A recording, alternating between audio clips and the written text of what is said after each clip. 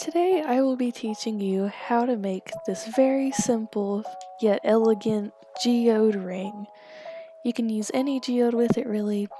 I prefer to use these teeny tiny Tabasco geodes because I just think they look perfect and the right size. So first off, I will be making the ring band out of a size 12 gauge wire, and here's the geode I plan to be using in this demonstration. I just love the blue in contrast with the silver. For the prongs, I will be using, it's upside down, but a size 18 gauge wire.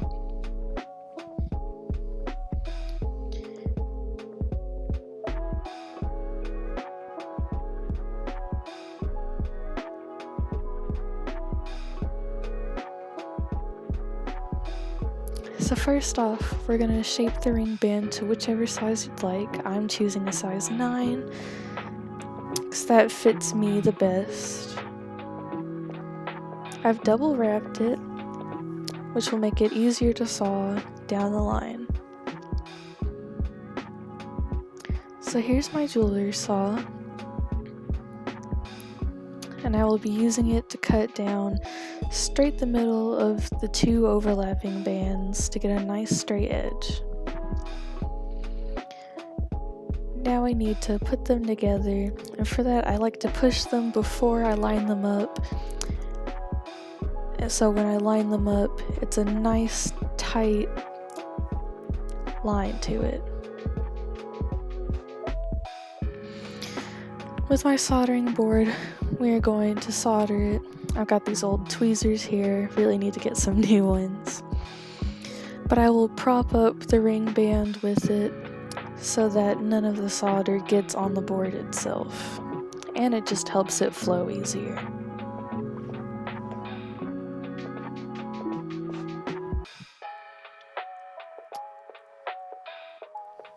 So this is the type of solder I use. I feel like I need to upgrade it, but I think it's a great beginner solder to work with. Generally, you would put it on after you heat the band, but I was in a bit of a rush, so I decided to put it on there before heating it up, which that might cause problems down the line with fire scale. So now I'm just going to use my butane torch, and with the very tip of the flame, I'm going to focus the energy around the base of the shank, and then once the shank is nice and heated up, I'm going to focus it onto the solder until it flows. You'll know when it flows when it starts to shimmer a nice silver color.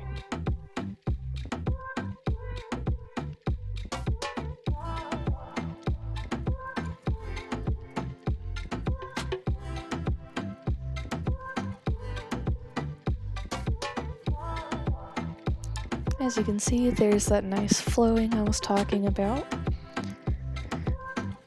Now I'll just stick it into a nice water bath to cool it down.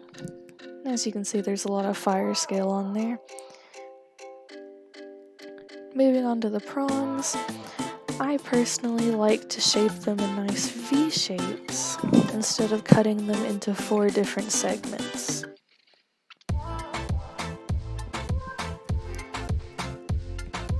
I like to eyeball it, but really it depends on how big your geode or cabochon. Really, this works with anything you want to turn into a prong ring. So I'm going to make another one and make sure that it's mostly identical to the first one. And then I'm going to solder those two together with the ring band on top.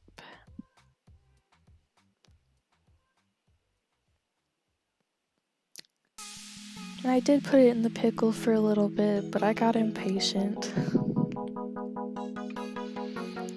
So I'm just lining up the ring band on top of the prongs with the solder in the middle, connecting all 3 components before I start to solder.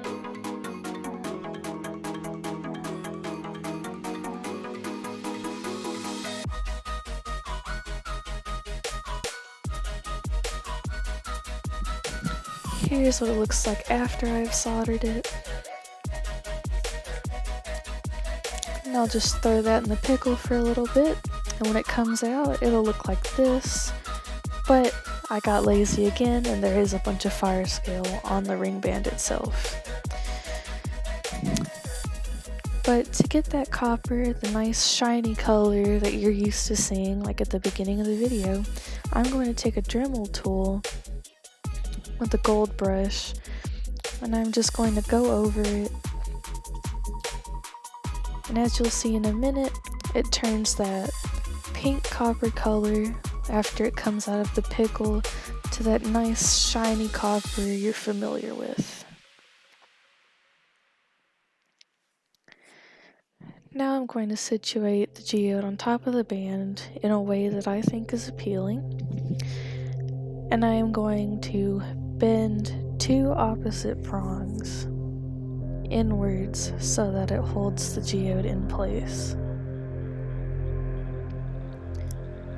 Then I will do the other two, and I will bend two of the prongs in where they overlap the geode.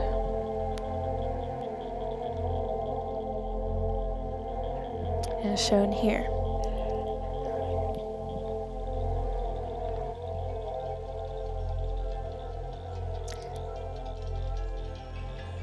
Then after that, I will clip those two ends, but I will leave more than I want onto the geode itself.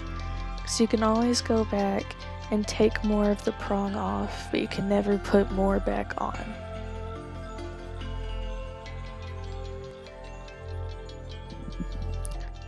So I've just done the same with the other two prongs, and this is what it will look like. The geode will still be a bit wobbly,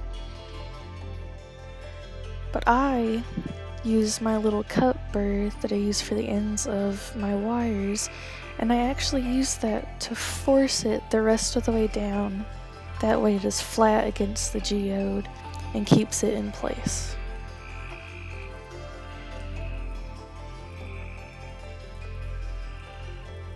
I will just do that to the rest of them.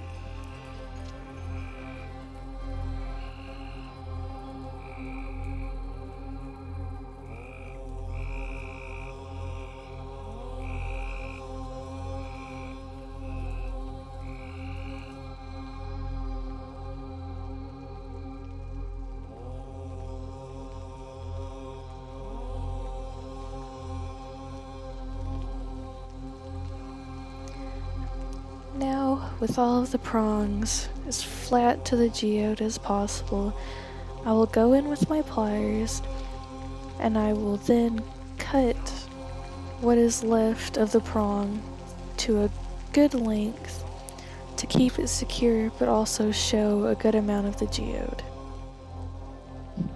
You can see I struggled a little bit getting that first one. But really, it's up to you to decide on how far you would like the prongs to jut out. Mine had a nice bit of druzy in the middle, so I decided to cut it a little short. And that's what it looks like with all of them cut. I'll then go in with my cup burr, that same one I used to push the prongs down. And as you saw, the inside is concave, so you can go in and press the tip of the prong into it, and while wiggling around like I do, it actually rounds out that jagged end.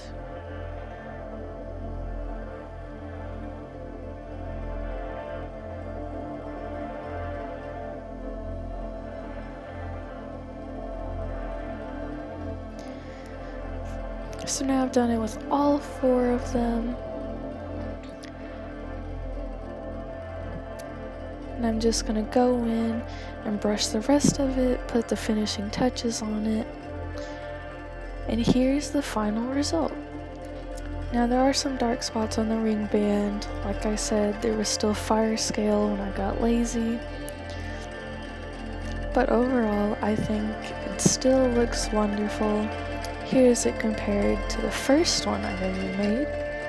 This is actually the second one I've ever made. And I think it turned out really nice.